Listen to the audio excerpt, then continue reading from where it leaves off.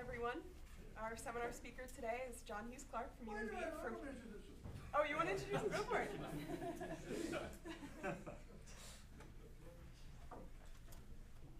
You're starting really quick. You have to wait for the guests to on. John, what? Oh. Okay, so how far did you get? I just said his name. Ah, that's all you need to know, because you do. He's a legend in our own time, and he is. Every once in a while, as a teacher and professor, you get a student who comes along and even actually before he finished his thesis, starts teaching you. And for the rest of his career, you learn much more from him than you ever taught them. And that's certainly the case for John. And I think all of you know about John from his reputation. He's really probably done more for multibeam processing, integration, and anything than really anybody around. And so it's a real pleasure. He hasn't visited enough here, and happy to have him here. And Kashka, where's Kashka? His wife, we're happy to have her here too. And this, I've heard bits and pieces of this story, and it's really a fantastic one, which actually touches on geology, but as John said, it's really nice for him to present to this stuff to people who actually appreciate how difficult it is from the multibeam side, and not just look at the geology. But Wally, you could look at the geology, it's okay. Good job. Okay, I really appreciate being here, and as Larry mentioned, it's a real mix because both Larry and I are undergraduate degrees of geology, but you can never get work in that. So yeah, you go to ocean mapping, and ocean mapping it really gets you real about what you can actually resolve, what you can actually locate, and the walls here are covered with maps of the ocean floor, very high resolution, and you can put a TPU number on all of them and estimate your uncertainty. But if you come back and repeated those again, and you snap the difference between the two, and you would see an apparent difference. How much of that is actually the Earth moving, geology, something changing, a physical process, and how much of it is the limitations of our system? So what I've got here is it's a project we've been doing. It started actually 6 or 7 years ago on the west coast of Canada, looking at landslides and turbidity currents. But it really is an application of a variety of acoustic sensors trying to image a seabed, which changes, as I'll show you, extremely rapidly. And so it's a mixture of both the geology that I was very interested in and an application of the tools that we work with. And what's changed over the last 15, 20 years is our ability to resolve change. We're no longer just imaging the seafloor and inferring a process because there's a channel, something probably flowed in it. What we can see now is the flow in the channel, the flows plural. So I've always got to justify why I'm doing this, and although it wasn't the reason funded, oil is behind much of this. But when you look at, if you do your first year marine geology courses, you'll know that there are gravity-driven processes in the deep ocean, and they generate channel systems like NAMOC and other huge channel systems, and the scale of them is at least as large as what you see on the land. Again. Just restart the slideshow, I guess. I don't know what happened. Didn't actually do anything. Bingo. Yeah. The scale of these channel systems we have on the ocean floor, and particularly the sedimentary basins on the margin, actually dwarf what we see on the landmass. Yet if you look on the landmass, our principal mechanism of moving sediment is fluvial systems, river systems. We understand that. There are hundreds and thousands of observations of river flow, sediment transport in rivers. But how much do we know about these systems? Gravity-driven processes underwater, turbidity currents. And they're fascinating, but they're incredibly poorly actually observed. There's a lot of flume experiments, and yet it's applied because our record, our depositional record, once you get away from the coastline, particularly the continental slope and rise, is dominated by these gravity-driven processes. And when I started in the game, people were really describing them as what drives this. It's not the air-water density contrast, that's why water flows downhill on land, but you've got to have a contrast between a fluid with some excess density, suspended sediment, and that drives it. So you've got a slope, a given excess density, and you've got a thickness, and you can come up with an estimate of that velocity. But it's very, very simplified. It's all depth averaged. If you actually look at a real flow, there's a gradient in that. So if you look going up from the seabed up into the flow, the suspended sediment concentration generally asymptotically decrease. So that excess density isn't a constant. it's decaying away. The most driving force is at the bottom. And similarly, the velocity structure, if you look to the velocity profile in a river flow, you've got the bottom boundary layer and up it goes. But in this case, you've got a peak in the velocity, often very, very close to the bed, and then it fades away. So the simplifications most people use is they say you integrate momentum equations, there's an equivalent average velocity. And if you want to get the same area under the curve, you come up with an average effective depth. And based on that, you've got an effective concentration. So there are very few observations, less than 10 in the marine environment, compared to hundreds and thousands in the ocean of this excess density, the suspended sediment concentration. And thinking of it as just a slab is very misleading. The real flows, all the density contrast is down here. And this is incredibly important for the oil industry, because what's happened is we've depleted our reserves on land, we're depleting them on the continental shelf. All the offshore prospects, West Africa, Brazil margin, Gulf of Mexico, out here as well, you're looking at deep water reservoirs. The reservoir, the sands are coming from these turbidite systems. And so, classic 1970s view of a turbidite system, you have a canyon, a rise channel, and depositional lobes. And that's, I apologize for the little figure, they're these huge offshore resources. We need to understand the porosity of those reservoirs. They're drilling off West Africa.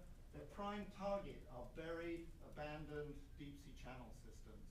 And they want to predict, they can image them seismically, and they want to know its porosity and its permeability, what its potential, if there's a source rock below, oil's going to get into there. And of course, here's a classic graded bed, which everyone understands as a turbidite. But what is the porosity? Well, it really depends on the mechanism by which that sediment was deposited. The simple turbidity current is quite, there's grading in there, but the sorting is quite good. But there is a whole family of mechanisms by which you can drive excess density down the slope. And so this controls reservoir porosity and the geometry, the shape of these deep water oil fields that we're looking at today.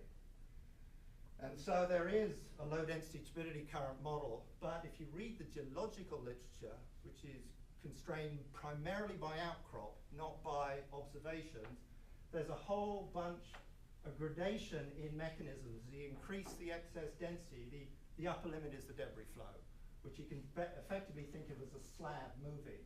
The velocity structure away from the bottom boundary is moving altogether. But this is the flow that probably dominates most of these deep sea channel systems. But people have argued that there must be, as the density structure increases, they'd have a high density basal layer. But no one's ever seen that. In the labs, if you look at all the turbidity currents in the labs, they are classed as these low density flows. And yet these are the ones, the only ones that can give you many knots of current on less than a degree. So they must exist, but we've never actually seen them. Well, I say never. There are two examples. The first actual observation where they've got velocity structure. This is going from the seabed up about 60 meters. This is Monterey Canyon off California. USGS had a mooring in there, and they saw 3 events. And for the first time, you could see the velocity structure, and although it's not in this figure, that worked there. They were able to see the decreasing density, but what they didn't do, because this was an ADCP on a mooring, the one thing you can't do with an ADCP, because the beams go out, you can't actually track down at the seabed. You've got the minimum slant range problem, you've got to have your beam tilted, and so they couldn't actually see the base of the flow at all. There's an even more impressive that just came out 2 years ago, it's actually come out last year. The Congo Canyon off West Africa is abandoned sections of the Congo Canyon are now potential reservoirs, deep water reservoirs, but they can't put pipelines across the active canyon. This flow is 80 meters deep, and it was recorded with a massive ADCP mooring, an anchor, and an ADCP sitting up here. These are days. The flow lasted for 6 days, and it maintained velocities above 1 to 2 knots throughout that period. Actually, it was peaked up at 2 meters a second, 4 knots.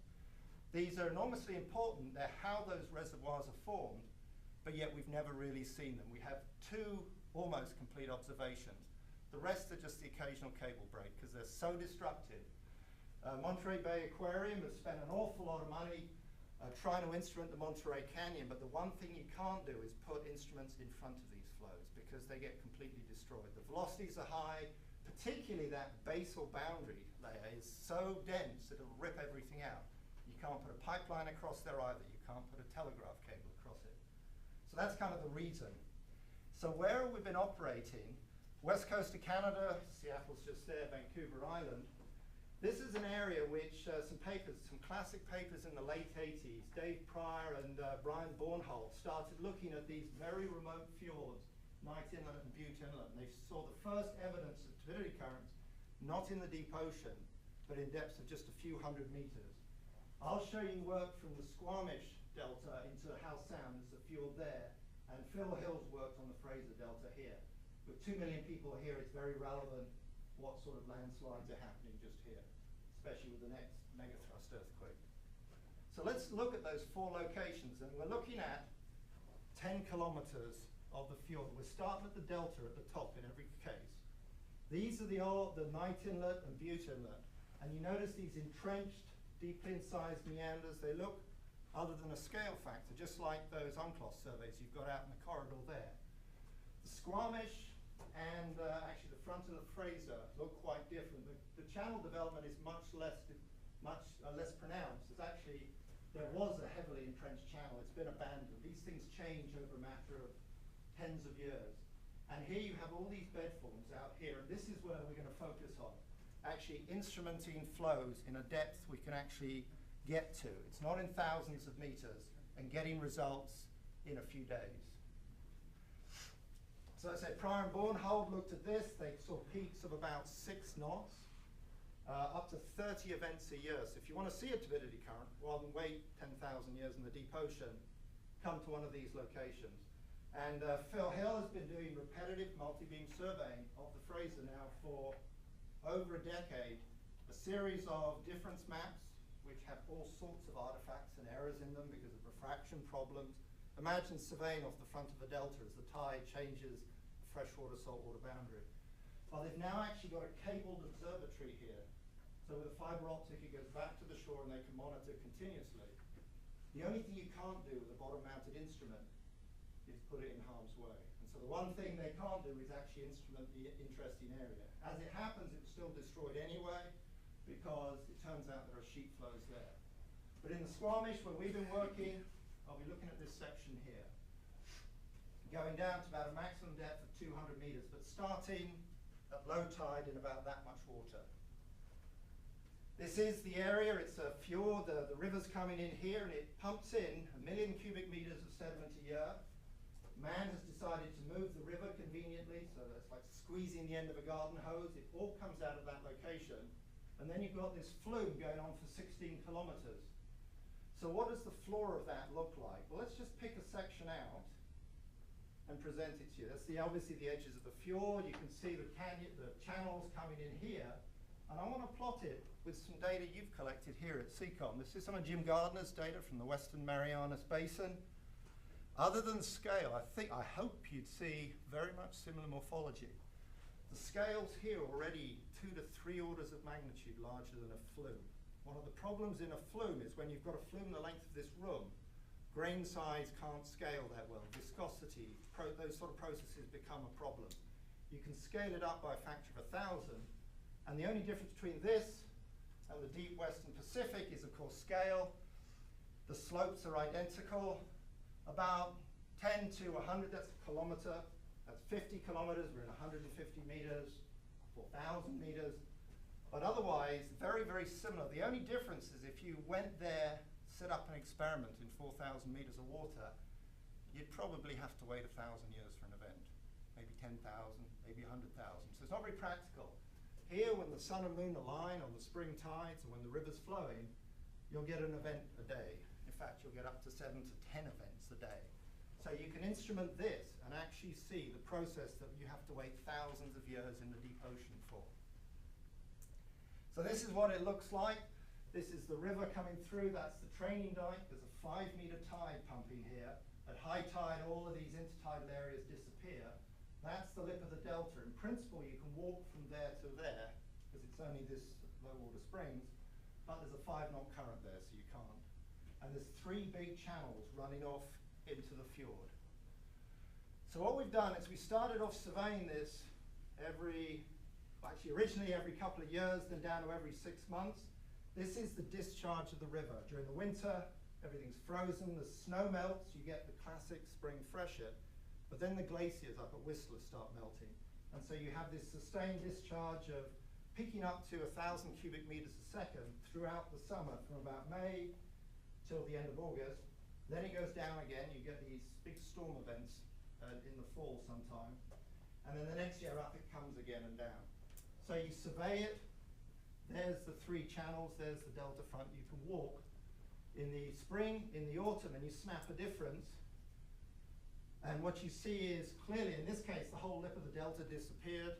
The color scale here, grayscale, goes off at about 4 meters, but there's about 20 meters disappeared there and about 12 meters appeared here. It's not very hard to see that, but you notice it's limited to certain channels.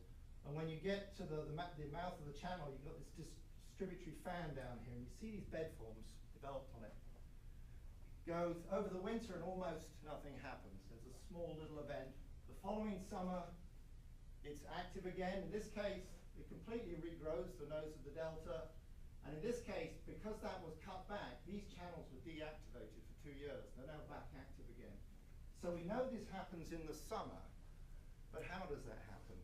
At the end of 6 months, I can see the result. Was it one massive catastrophic event, or was it a multitude of small events? So we went back. Initially, we were going to survey once a month, and we ended up surveying every weekday. And so we put in 93 surveys through a summer to actually look at the same place again and again and again. And in 2012, when we'd learnt about how to operate, we came on the spring tides, and we sat there surveying every hour. And last year, we sat there and we had an update rate of half a second. So we can actually see the events happening once we know where they're going to be. So this is the platform we use. It's not the Okeanos Explorer. It doesn't cost $30,000 a day. It's a very cheap platform. It's an old system that used to belong to Canadian Hydrographic Service. It's unusual. It's only 10 meters long. It has an EM710. And that particularly low frequency is appropriate. The fjords are deep. You could do it at 200 kilohertz, but it gives you enough signal to noise in those depths that you're not just tracking the bottom, you can actually see all the scattering targets in the water column. And we didn't intend it that way originally, but it turns out you can see an incredible amount in the water column. Bottom mounted ADCPs, but we could only put those really distally because they'll get destroyed, and a dipping little MVP, usual CTD on that, but we've also got optical backscatter, so we can actually look at the turbidity with that probe. And just last year, we actually moored the vessel and suspended below it 2 of these 500 kilohertz multibeams, little things this size, M3s. And that was suspended just 10 meters off the bottom. So nothing on the bottom, everything's suspended above it, so the flow can go below. So this is, just to give you an idea, the 3 channels, the northern channel, the central, the southern. There's the lip of the delta there. And we surveyed it daily for 4 months in 2011, then we went back, surveyed the right place every hour in 2012, and last year we basically sat at the star and waited for the flows to come to us. And we had just one bottom-mounted ADCP in the first deployment, and it was out here. We thought it was far enough away that it wouldn't get affected. And so if you survey just in the spring, and then at the end of the year, the difference map, plus or minus 1.5 meters, you can see clearly the 3 channels are active and everything else is inactive. I'd stop there, but for the group here, I want to point out, notice the seafloor has these interesting bands of accretion, erosion, accretion, erosion. That's obviously rubbish. That's the limitation of the system.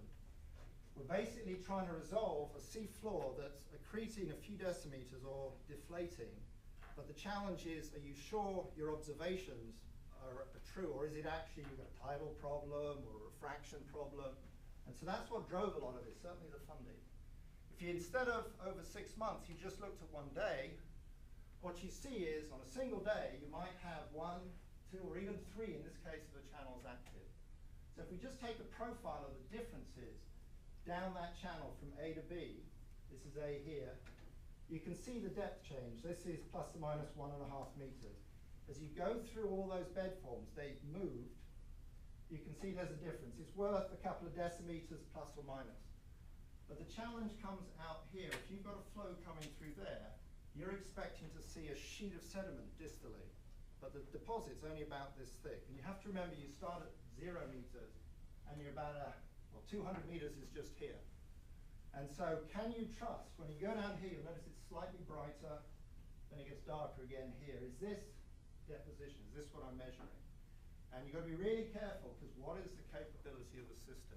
We're always dealing with IHO, what's special order surveys, 0.75% with a 25 centimeter thrown in.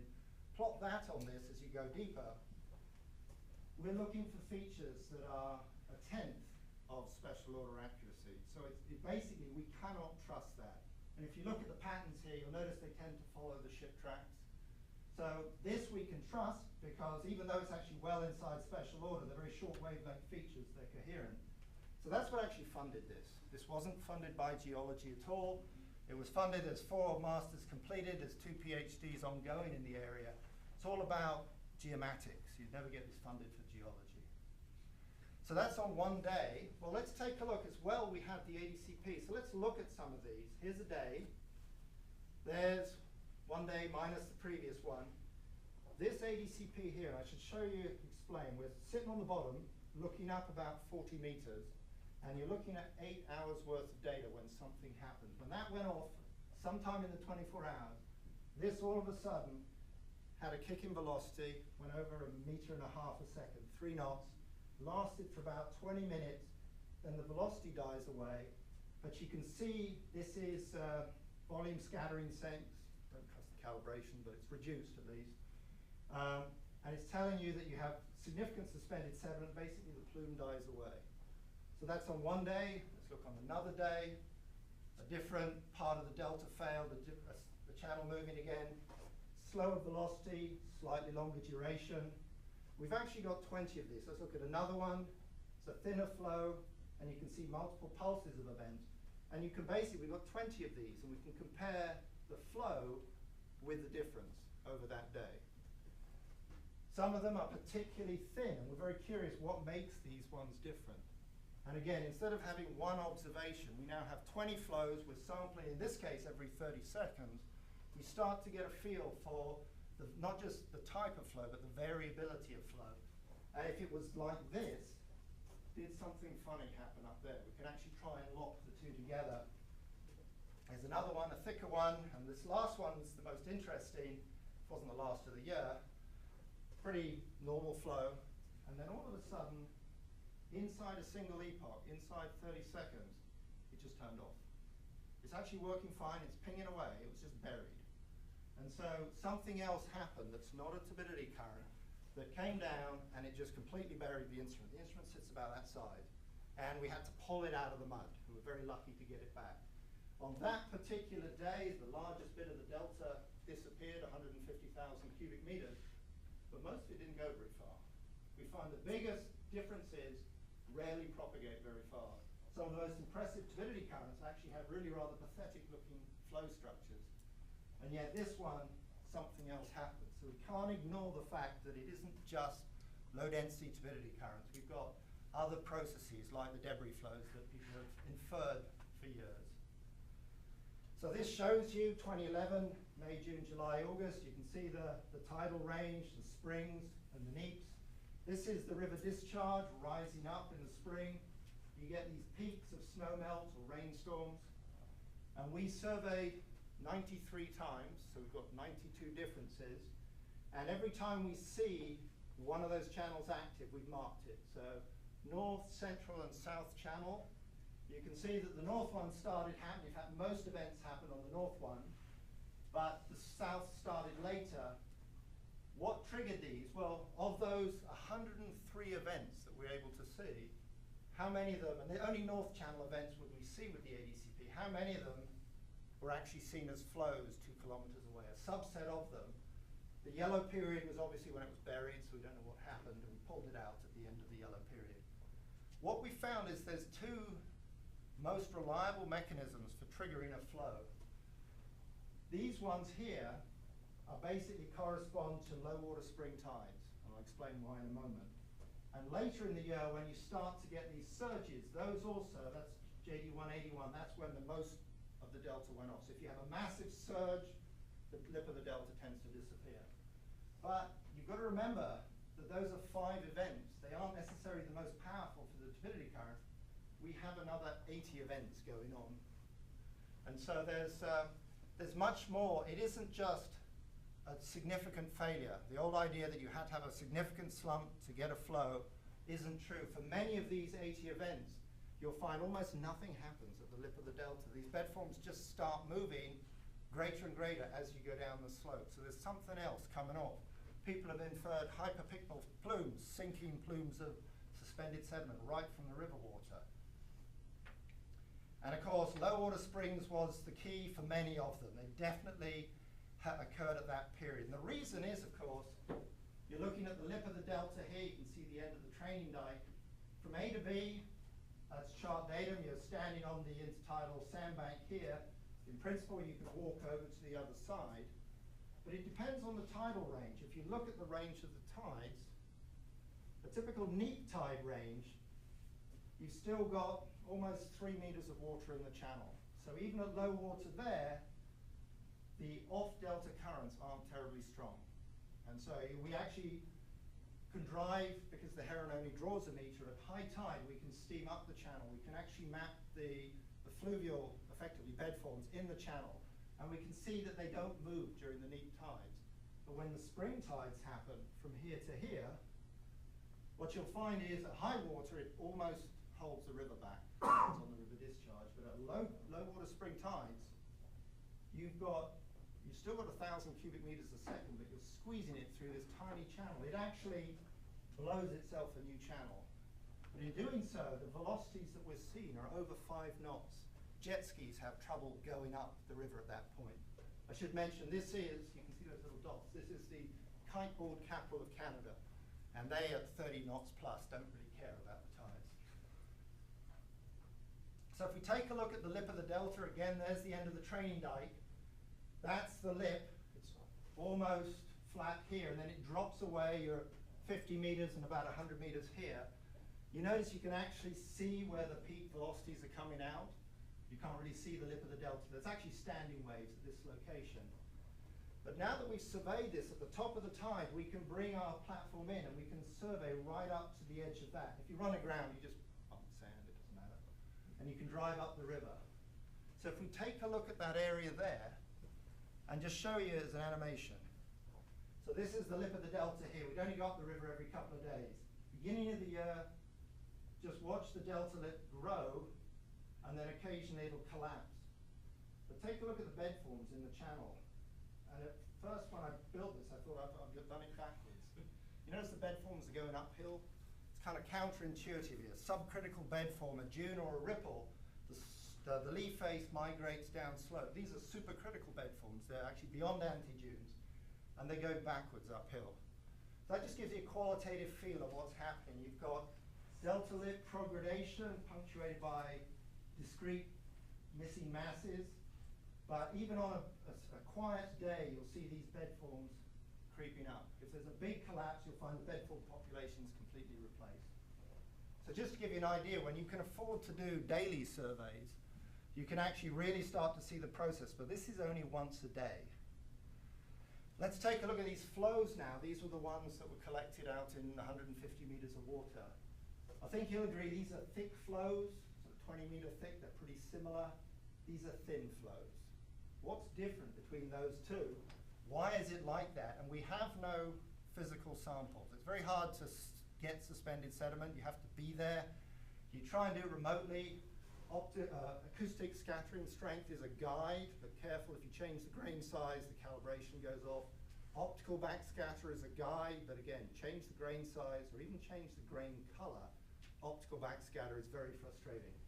Well, let's compare these two flows, the thick flows and the thin flows. This is the acoustic scatter volume scattering strength, and a clear water line is about there. The reason it's increasing is we've hit the noise floor there and it's rising up. But you'll notice that clear water, if you decided that that was dirty water, given a level there, you notice that they all about reach. That's probably the most suspended sediment. And similarly here, these thin flows just about make it. Is there a correlation between the peak acoustic scattering strength, which I'd like to think was the suspended sediment concentration, and the flow? Remember, it's the slope, which is the same for all of these, it's the same location, the excess density, and the thickness of the flow. Now the thickness of the flow, these are thin, they should go slow. Well, if you look at the actual velocity structure, I'll just pick out the peak velocities. This one is the fastest one, but all of these ones are actually on the faster side of this. So it's kind of curious that we're missing something here. If they all had about the same suspended sediment load, the thinner flows should go slower, and they don't. So we're missing something here. One of the discussions, there's a lot of modeling. In fact, this is work that's done in a flume. This is real work, but at flume scale. And they're saying that the suspended sediment concentration will depend on the seabed roughness. If you have a really smooth seabed, you'll find the suspended sediment drops back down. You've got one of very steep profiles. Or if the seabed is very rough, then you'd find the sediment is shoved back up in the water. You've got more bed shear stress, and so you're more turbulence lifting the sediment up. But I don't think that's the driving force here, because it's the same seabed. It doesn't change significantly as far as we're concerned.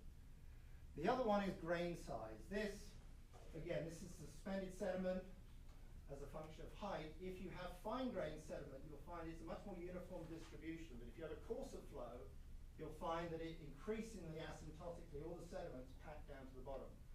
So this could be coarser grain flow, and I don't know because we didn't physically sample it. Again, are we missing something? There's one more clue which will explain how we got. None of these velocities are knot. A knot isn't terribly fast in a river. If you put a big boulder in a river, or if you put breeze blocks in a river, they will not move at a knot. But those things move, so we have to understand why they move. So this was a different part of the experiment, and we copied Charlie Paul at Monterey Bay Aquarium, who put some very expensive concrete blocks on the Monterey Canyon floor.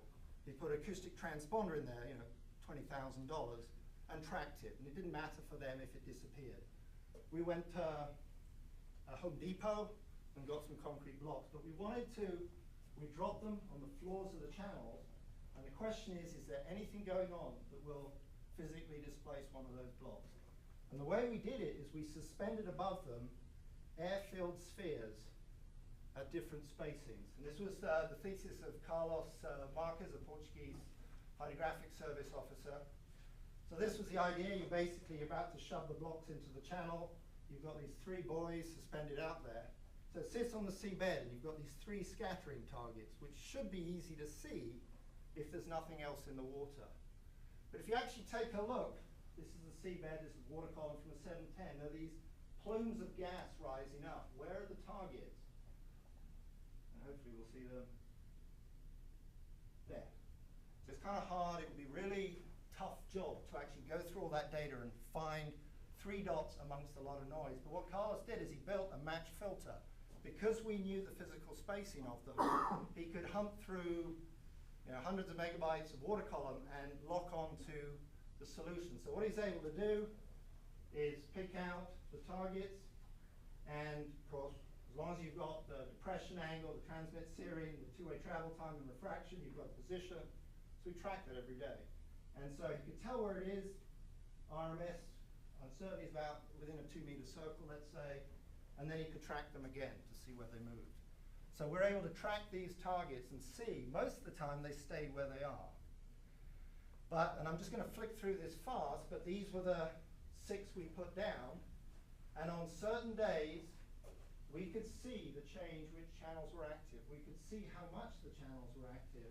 And in that particular channel on that particular day, this one moved as 50 meters, that one disappeared. This one moved 100 meters. And I won't go through them in detail, but on another day, another one moved, another day, another one moved. I'll just go to the last one, which is this one.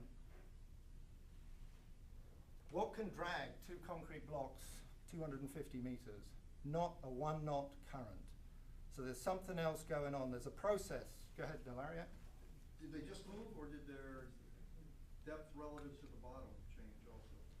That's actually, it's a real interesting question, because you've got these bedforms. They initially sit at the sediment water interface, but the bedforms are moving through. They would actually get buried, and you could tell that because the three buoys would actually start being dragged down. You can't guarantee where the target is, and then they would release when they're re-exposed. So there's a whole second story that I've held off on there, but you're actually seeing them being buried and re-exposed as the trough of the bedform comes by. But in principle, if they stayed at the sediment water interface, we could see that. But to be honest, they probably very quickly get buried. And when they're re-exhumed, all of a sudden something happens that moves them there. And so are these the same turbidity currents that have a very high density basal flow? We just don't know. But again, this is giving us something to think about, that we can't just explain this as the conventional turbidity current that's, the end member model. The other thing that happened that was a complete surprise is we're using the water column to find the targets. And in general, we run the middle of every channel so that we minimized our uncertainty. Where we know the change is happening, we're using our highest quality data. That was standard. So we get basically a vertical curtain up every channel. And so we're looking for the targets was the original idea. And what we mainly see is the deep scattering layer in the fjord. And we're during the daytime, so they're all deep, but these little beasties come up at night, but we're not there. And so that was, most of the time it just looked like that, very boring. And then during the 93 surveys, we started seeing this. And what's going on? And what's interesting is Alec Hayes saw turbidity currents with acoustic scattering back in the 80s, early 80s. Well, that's enhanced scattering. Fill the water full of scattering targets, you should go up. What you're seeing here is a drop in acoustic scattering. And the story later on, basically something's actually moving the zooplankton out of the way. But we didn't know that. First we thought that was the flow. And there's another one, again you see, and we noticed that again, these were most common during the spring tide periods. Because we just do it on one day and the other, we weren't sure when the event happened, but low water spring was the most likely. But if you blow these up here, and you look at these plumes of bubbles that are always leaking out of the seabed, if that's a moving flow, a typical bubble has a rise rate, and I know it's proportional to the diameter, but a decimeter a second is a pretty typical bubble rise rate. And so if those would be moved by currents, depending on the speed of the current, those bubble plumes should be tilted, and they're not. And so that told us that we're not looking at a flow there, we're looking at a wake. There's something there that's actually causing the scattering strength to decrease. And if we actually drop the MVP with the optical backscatter in there, we would find a residual increased volume scattering, optical scattering strength, to be really careful. So that you're actually seeing that there's turbid water down there. But what we also show, which I forgot on this slide, is there's a brackish anomaly. This is an injection of water that's now brackish. Once the sediment falls out, it actually becomes positively buoyant and it rises up. And of course the little krill don't like it and they swim away. So it's kind of very serendipitous, but it made us think we've got to catch these flows in action. So the next year, 2012, we only came for a week, but during the spring tides, and we only surveyed just before low water, through low water. So we pick a channel for the day, and we just run backwards and forwards every hour, roughly, to try and see if we could see what happens. And of course, every survey, we do a difference with the one before. And so nothing's happened, nothing's happened. It all happens in about an hour. Nothing happens, nothing happens. And again, I would gloss over this, but this is amplitude tracking problems with our system. We've got side load problems. That's not real. But it would just appear we could constrain this. The best constraint we got was within half an hour. And in some cases, we'd see it on either side of a discrete survey. Every time we do one of these lines, we can look at the water column scattering and try and see, is there anything in the water column? You'd see nothing, nothing. And at this one here, what you see, and we're going along, and then we're dropping the MVP, we can see the river plume. This is, I should say, optical scattering strength. Clear water all the way to the bottom. And then you start to pick up a basal flow. And as you get close to the river mouth, you can see the thickness and the amount of suspended sediment in the river plume is basically dying away. It's a very clear freshwater layer. But very close to the delta front, the sediment is basically falling out into the salt water below. And so there's kind of, it's not a hyperpicnal in the sense that it's not dragging the fresh water with it, but it's separating out. And you just start to see, with the eye of faith, a flow starting. The next epoch here, now you can see the flow, and the nose is about here. We're getting some solutions in here. I thought, finally, I can actually get a profile in that flow. But it's tricky. We're moving. We're dropping something. We're trying to get into a flow. So the best example we had was this. And I'm just going to pick this. This was the highest optical scattering strength we saw. And so, am I seeing an active flow there? So in that dip, this is the temperature structure. The river water is freezing from the glacier, and then it's warm underneath. And then what we see when the flow occurs is the deep water actually gets warmer. This is this dip here. The salinity, you'll see the fresh water at the surface, it drops down, it's slowly increasing with depth. And then this, all of a sudden, there's a salinity anomaly down here. This one here is actually the dip that goes even deeper. And those are the optical backscatter values, which I've converted with some imagination to kilograms per cubic meter. And so the question is that enough to drive it? You can see the turbid plume, you can see the river fallout. What you can actually see here, which we discovered in the next year, do you notice here that you see like little flames coming out of the seabed here? We didn't know what those were. But down here, this lower layer is actually higher scattering strength, which confirms the idea that the suspended sediment is still in the water. But if we pick this zone here, wherever it is, there we go. So you've got a thermal anomaly, so it's hotter, which means it's lighter. You've got a brackish anomaly, which means it's less salty, which means it's even lighter. And then you've got suspended sediment. So there's two things fighting. You're adding suspended sediment to make it heavy. You want to make it sink. But the water it's in is actually inherently buoyant. If there were no suspended sediment, that water will rise. So you can actually take the temperature and salinity anomaly, and you can work out the density structure. That's the density structure increasing as a function of depth, as you'd expect. When you inject this warm, brackish water, it's less dense. It's actually unstable. It should rise. And so you've got a density anomaly of about 0.7 kilograms per cubic meter. But we've only got about 0.4 in there. So it's telling us this isn't the flow. This is the wake of the flow. The sediment's already gone, unfortunately.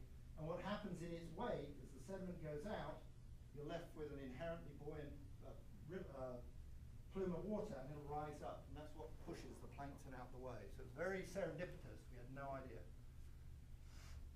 And of course, one of the other reasons is you can't fly these into the seabed. So we're going along, we're making sure the brake goes on, hopefully 2 meters off the bottom. The probe doesn't actually make it to the bottom. It's getting to about here off the bottom. So again, I'm missing 2 meters of the water column. So there's probably a higher suspended sediment load, but we're not getting it there. We get to this depth, but we don't know what's below that. And this is the really frustrating thing. If it was just one suspended sediment concentration went all the way to the seabed, it would be easy to sample. But the trouble is, this suspended sediment profile is peaking right where we can't get it. So we have to get within 50 centimeters of the seabed at least. So great frustration. You put it all together, this is what the ADCPs are showing. You've seen this before. If I blow that up now and just show you from the seabed up 10 meters, the ADCP actually doesn't go right to the seabed. Why is that? Well, if you use an ADCP, first of all, you have to mount it above the seabed. And then it's got a blanking distance before it can actually, the first bin is over 2 meters off the seabed. So all these ADCP velocities, which are still increasing, we can't measure within 2 meters of the seabed. So it's really frustrating, and all the suspended sediment. And the MVP that goes down, so we don't know, is there a peak in suspended sediment concentration? Is there a high velocity layer? We don't know. And with the MVP, we don't know how brackish it becomes. So it's really frustrating. We're getting closer and closer to the seabed, but we're still missing the flow. Even if the flow is about 10 meters thick, the bit that matters is down here. And so that was a challenge for the last phase, and this was 2013. This time, what we did, there's the lip of the delta, there's the main channel going out. The 3 channels are out there, and this is us. This time we're stationary. We're moored fore and aft to a buoy that goes to anchors split out on either side. Just to give you context of where we are, we're inside that box. You remember this animation, we're sitting here. So the idea is we're going to suspend instruments above the seabed, and we're going to look up and see what comes towards us. So this is last year's program. This is as far as we've got. And of course, you cannot anchor where you are because the seabed below you is active. So what you have to do is you have to put in 4 anchors outside the channels, and it looks much neater on the figure than it did in real life, and the lines around the props and all sorts of a mess, and dragging anchors, and kiteboarders going by at 30 knots. These are all floating lines, and so when the tide would make one of the lines slack, it was fun to watch a kiteboarder just trip at 30 knots. And so we're now stationary, but we're not. We're actually moving with the tide all the time, within 300 meters of the lip of the delta, and we're actually going to view up, and we're going to watch flows come towards us. And so we've got all the instruments possible. We're there at the surface between the 2 buoys. We've got a fat beam, single beam at 28 kilohertz to see what we can see. We've got a narrow beam, 200 kilohertz to see what we can see. We've got the hull-mounted 710, so obviously much narrower beam. We actually are looking at like a window across the channel to see if anything flows by. But the most interesting thing is this is all 60, 70 meters away from the seabed. We want to be down on the seabed. So first of all, from one of the buoys, we actually suspend an ADCP. And we don't have it up here because you remember ADCPs have their beams pointed out to the side. If they were up there, the beams would be outside the channel. So we've got this just 12 meters off the bottom. And then that's running 24 hours a day. We'd only come out when the low tide is there, and we'd actually suspend one of the little multi-beams looking down. And we basically got it illuminating a fore-aft profile, and we've got the height so that we capture one of the bedforms. But we have a second one, and this time it's looking forward like that, so we've tilted it, deliberately has a fat transmitter, it's an imaging mode, and looking at 120-degree sector. So we've got all those things going, and now we've got the MVP, which we're basically winching up and down. We're trying to get it right in the flow. And I'd like to say we got it to the seabed, but we discovered another thing. You can't let something touch the seabed, let the cable go slack on the drum, because you just get a big bird's nest. So we still don't get within about 50, 60 centimeters of the seabed, but we're much, much closer. And now we're waiting for something to happen.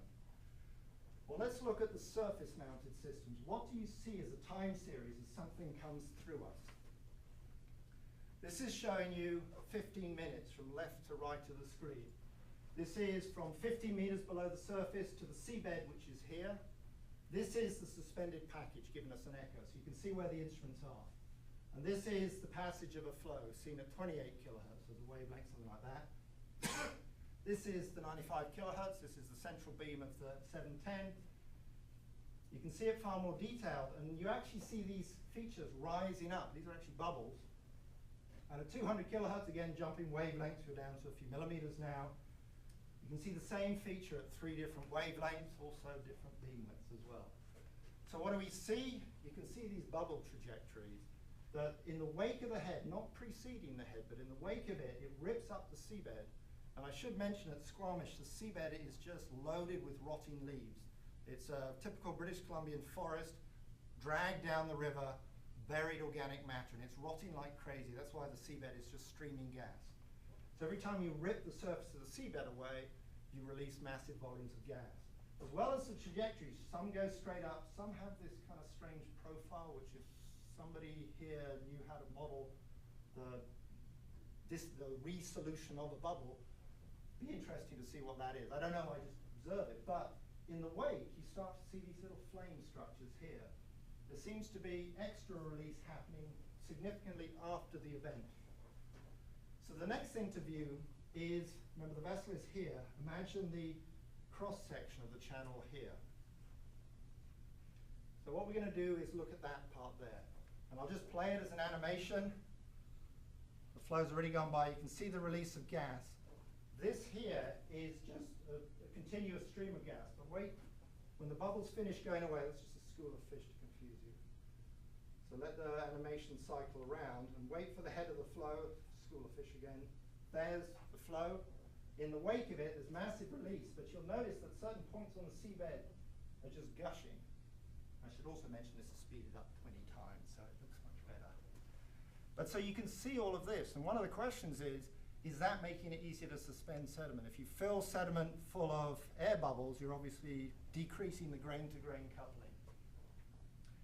The other things we're getting, we're lowering the probe in and out of the seafloor, and we see very clearly the suspended sediment profile. Part of the problem, though, is we only can do that once a minute. The ADCP that's sitting here, we've got an update of 4 seconds. And you can see this is the velocities. The real seabed is here. There it is. That's the real seabed. That's the head of the flow, but you notice it doesn't appear to be very fast. It only seems to speed up in its wake, which is strange. It peaks at about 2.5 meters a second, 5 knots. But the reason that it's actually doing that is the flow is so dense at this point that it attenuates 1.2 megahertz. You can't actually penetrate into the flow. So right when you want to get into the densest layer, you can't actually get a scattering strength in it. So you're actually blank for that critical period. So let's lastly look at the multi-beam imaging. And so again, we're sitting here, and this is the beginning of the day, the end of the day. Beginning of the day, the end of the day. Difference it, you can see all these bedforms have moved. The crests have moved. And they always move upslope, classic cyclic steps. And notice that on this particular day, there isn't one source. There's about 7 of them. And we're going to actually view here, and we're going to see which ones happen in which order. So our actual view, we're looking at anything within that amphitheater converging on our target here. And so what we're going to do is basically sit here and wait and see from which direction the flows come. And assuming they come on this side of the channel, we'll miss these ones. We're actually going to see them come right underneath us. So I'll just play the animations for a while, just give you a feel for the variability of the flow. You'll notice they happen in different channels. You'll notice that there are slow ones followed by fast ones. See this really slow one here? And so we have 7 of these and 7 significant ones. There are actually more than that. See this slow one here? You can barely see it. And so that's got suspended sediment. And then as it comes by, it's actually taken over by a much higher velocity flow. And you can see the turbulence on the back of the flow. I'm actually going to show you the fastest one. Well, this is the vertical section through it. 1, 2, 3, 4, 5, 6, 7 of them. And each one of them has an effect. You can see the suspended sediment going by. But what I want to point out is where that crest of that bedform and actually the next crest there is. If I actually highlight that, you'll notice they stay in the same position until this event and then this event. And then you'll notice they shift. Even though there were 7 flows, just 2 of them, and the majority happened with just 1 flow, all of a sudden the bedform moved, mustn't lie about the scale, about 5 or 6 meters. And so there's something special about these 2 flows. The other ones are nice, but they really don't do very much. You can take that central section and make a time series out of it like that. And these are the 2 flows. This is 500 kilohertz scattering strength. I haven't fully calibrated it all. But you'll notice that these 2 flows are special. They're the only time that you actually lose track of the seabed, here and here. And you might say, well, the seabed accreted for a minute and then went away. It didn't. Whereas all these other ones, you can always see the seabed through. There's something special about those 2. So I just want to finish by looking at this one here. This is the big event, the 5-knot event, 2.5 meter a second event.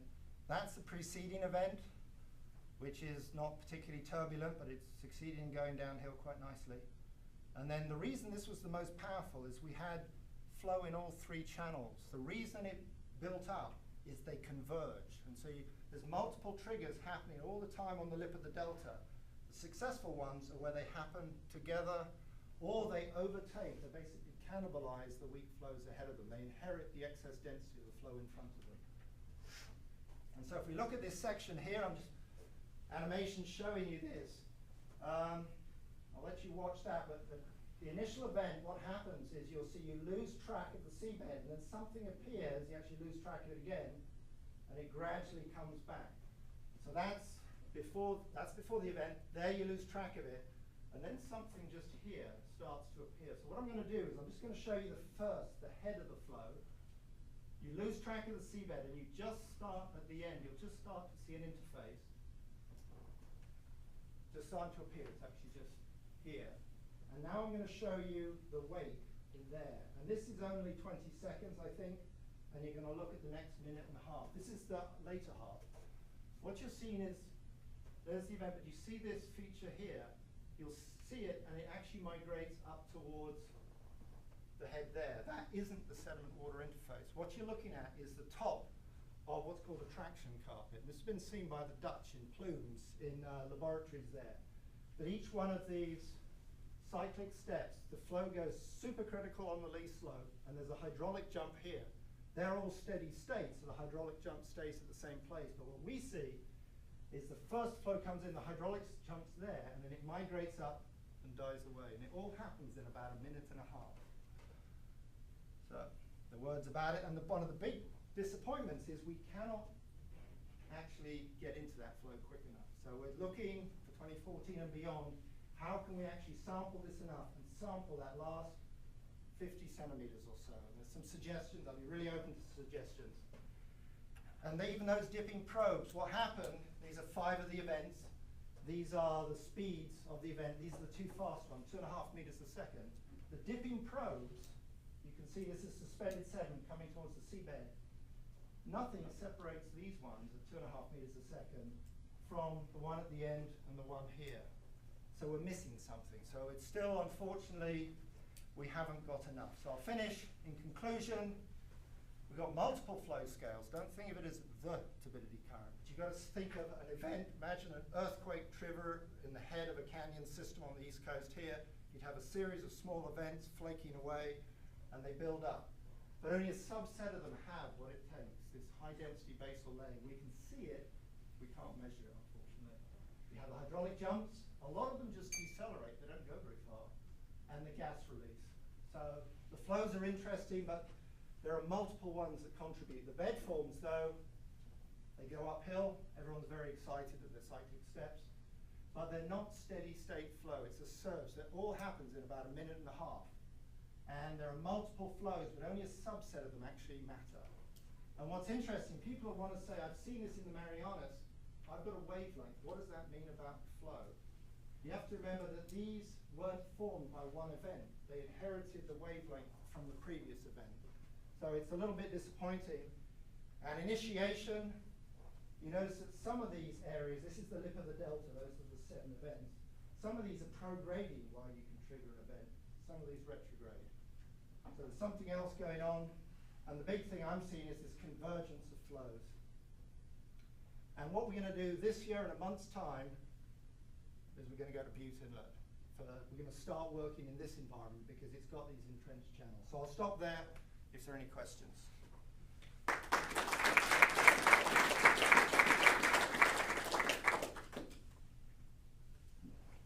lot of questions. This is wonderful. First, the mundane one. So we see about all the mechanisms that create the bedforms here. What causes them in the Marianas at 10,000 meters? I guess I should just be honest and say I don't have a clue. But a I flow. don't think we do either. That's why I mean, you've got these series of seamounts. You've got some really steep slopes. If you go towards Saipan, just south of Tinian, there's Northwest Rota 1, there's active volcanoes, and they're collapsing. The flanks of those are collapsing. We've been surveying just south of Tinian, and the sides of this seamount, you can see it grow. The PMEL lab from NOAA have been looking at the top of it. They're seeing stuff coming out. These crests of these seamounts are collapsing, but whether that is a simple correlation with one of those beautiful bedforms that Jim G's seeing, I don't know. Or whether it builds up for a while and then it starts to fail. I can't think what it would be there. Storm driven. Yeah. How far beyond the area that you've surveyed would you have to go to take core and see laminated sediments that might reflect at least the larger of the flows you described? I mean, that's the geologists.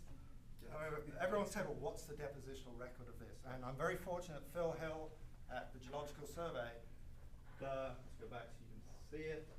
They've cored from here outwards. What happens is this becomes a pseudo-abyssal plane for about 285 meters, and they put a series of piston cores in, and they are seeing events. However, they're dating them with whatever you date something in the last couple of hundred years, one of those. Lead 210, yeah. And they're not, these events we're seeing now, we're not seeing something we can resolve. Part of the trouble is up here, there's no intervening hemipelagic sediment to separate one flow from the next. So you've got the same sediment being rechurned again and again. But by about this here, he is seeing the hemipelagic rain here is just all the muds of the fjords dropping out. This is what, If I just jump in, Yeah. is there any overbank deposit? Because sometimes you're much better off to answer Wally's question, to look at the overbank flow. yeah, this channel isn't really well enough developed. These flows, because we do the differences, there doesn't seem to be anything particularly different with the overbank here. It's not, you know, a distal channel leve system. You see everything pinch out, it gets finer grained. We don't really have that luxury here. This channel here was probably abandoned in 1921 when the river naturally avulsed. So what's actually, I think, particularly interesting is leave this for another 50 to 100 years, and you will get an entrenched meander like that until the next avulsion buries it and abandons it. And in a place like that, yeah, I think the overbank may be a better way to sample it. For example, Butte Inlet has the necessary levees, actually they're really erosional, but you can actually sample here and get identified layers. But for us, we need to be about 5 kilometers away before you have quiescence enough that you can actually see one flow and then the next one. Too quiet, one more observation. Yeah. I've had students working in gravel pits in New England, and you probably see them in Canada too, with very fine-grained sand. And when it's dry on the scree slope, we get exactly the same kind of sediment release, tongue-like masses that will work their way to the base of the scree slope. And many of the images that you depicted here remind me of that kind of sediment flow. And I don't know that anyone has looked at it in the kind of detail that you beautifully described, or have photographed them in a way to look at whether the mechanics are similar. It's so true. Certainly river bedforms look very, or certainly river channel systems look similar to deep water channel systems. I haven't heard subaerial, but I can imagine a pile of sand over its angle of repose collapsing like that. Certainly the patterns would be very similar. Now in the air we have the luxury, we could have a rapid camera photographing that. But to actually do it underwater, it's much harder. Imaging underwater is a real challenge, and we're lucky that this is only a couple of 100 meters deep. Nobody else? I'll ask the geomatics question then. Do you know what's creating the banding, or is it? It's a variety of things. It's predominantly refraction. Tidal. There's a tide gauge further down the fjord, and the change in phase of the tide is tiny, so we're pretty confident of our vertical. We've also done PPK as well, but it's predominantly a refraction residual that limits us. Because it seems to be consistent from track to track to track. Yeah, and the other thing you find with a multi-sector system, if your surface sound speed is off, the sector boundaries start to appear. So if you have the luxury of time and you can use a subset of the swath, it's worth reducing it. But certainly, by the time we get to about 200 meters, I can't trust anything less than 50 centimeters. Those bedforms are still moving out to about here. But beyond that, you really need a piston core out here, or leave some sort of instrumented mooring here to see the scale of accretion and deposition that you're after. We've exceeded our uncertainty, unfortunately. We've gone inside it, I guess. So I was intrigued in one of your very early slides when you showed the kind of broad scale picture of accretion and erosion through a summer, winter cycle. It looked like one summer you got lots of erosion or accretion in one spot and erosion in the next, and the next summer was absolutely the opposite. I haven't been able to get there every 6 months. I get there almost every year now. it is, if you do have a massive collapse, you can spend most of the next summer filling the hole. What's interesting, the edge of the delta, if you remove a chunk of it, everything preferentially goes into there.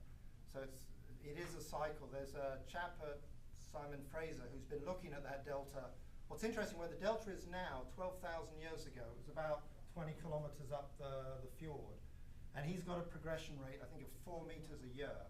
But the noise in that from year-to-year observation is huge. But it certainly seems if you create a chunk removed, everything preferentially goes in there, and it actually turns off some of the channels, sometimes for several years. And one more about your moving blocks. You kept saying, well, flows less than a meter or so, a meter, or excuse me, are not going to move this, but it's a flow that does have some excess density. Actually, I hadn't thought about that. It's basically floating. It's still the excess density I've measured, not the P, is only an extra 100th of a percent of it. It's half a kilogram a cubic meter in the water is 1,024. It doesn't take a very thick layer of slurry to basically place where grain-to-grain contact still exists. Yeah. To actually provide support, just like a debris flow, you have a mini. Well, the floating class that they've seen in outcrop in debris flows, and thesis supervisor way back at URI was seeing. Yeah. I'm assuming that's happening. One of the weaknesses, though, is that can very quickly get buried. Just because the target doesn't move doesn't mean a debris flow didn't go by. It just means it was buried on that day. Was this ellipsoidally referenced or tidally referenced? Almost all the results I've showed you, I just tidally referenced it. We do have ellipsoid heights for all of them, but we didn't find a significant difference. In fact, we had more problems with ellipsoid height quality. So what you may be seeing is the result of standing away from the... I don't think if we had a standing wave in there, the whole swath would move up and down. I mean, there's a bit of a cheat as a geologist. If I see a subset of the swath moving just where the bedforms is, I think I can see it, but there are other effects. And actually, one of the biggest problems is because we mainly did an ellipsoid reference. When you actually go up the river, you're driving up a tilted surface, and we weren't allowing for that in the tidal model. So there's more verticals. There's plenty of geomatics still to do in that. The finer we want to see, the more demanding it gets, unfortunately. I don't think either our experts on that subject are here, but we have some, and I think there's an instrument called an aqueduct. Aqueduct, which. But I feel like it would get. Well, I mean, the problem is you got it mounted on the bottom. What are you doing with the ADCP anyway? But it's designed for that last bit of the boundary layer. It's like has up to a 1 meter profile with like that would probably be 3 centimeter resolution. But it depends on how fast your currents are going too, because depending on how fast your currents are moving, then you can only profile much closer to the boundary. There's trade-offs. Yeah, I'm really interested to advise how you can get into that flow. The trouble is you're saying a meter, so you have to be very close to the seabed, close to the velocity maximum. So I think I'd be scared putting anything down in there like that. And we're basically attenuated at hundreds of kilohertz. There's actually a chap at the National Oceanography Centre, Mark Vardy, that wants to suspend a chirp source down 2 to 7 kilohertz, something like that, and do very broadband chirp solutions which should be able to see through all of this. So maybe that's another way. Or build a really big rig down there. Well, at Scripps for years, they wanted to measure the turbidity currents that were taking place at Scripps Canyon, and they started just throwing simple current meters over, and they got lost. And then they threw bigger things over, and they got lost. I was there when they put a long time ago for environmental concerns, a pickup truck, an old pickup truck, instrumented, because figured that would stay down there. Was the e-brake on or? Nothing. They were always flushed out and never found again. No instrument was ever found that they put into that canyon. And the thing that surprised me, I introduced this as the oil industry. I didn't even realize that this is a major concern. We have Chevron and Shell and others. They have whole research groups. They're all in Houston now, because they want to estimate the volume of their offshore reserves off Angola, and all they've got is a 3D seismic section, and they're saying, okay, if this is overbank, I expect 15% porosity or something like that.